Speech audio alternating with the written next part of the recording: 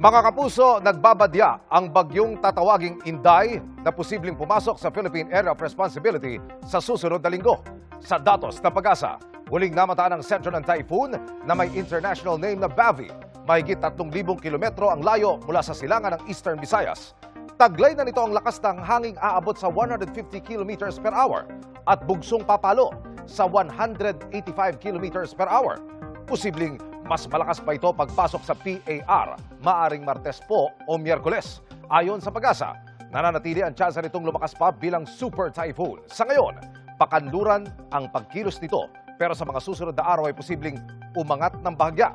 Nakikita rin ang Pag-asa na tutumbukin na magiging bagyong Inday ang hilagang bahagi ng Luzon. Hindi pa naman ramdam ang bagyo ngayon dahil malayo pa.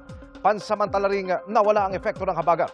Kaya ngayong weekend, easterlies at localized thunderstorms ang makakaapekto sa bansa. Base sa datos ng Metro Weather, sa hapon tataas ang tsansa ng ulan sa ilang bahagi ng bansa, gaya ng Ilocos Region, Central Luzon, Mimaropa, Calabarzon at Bicol Region.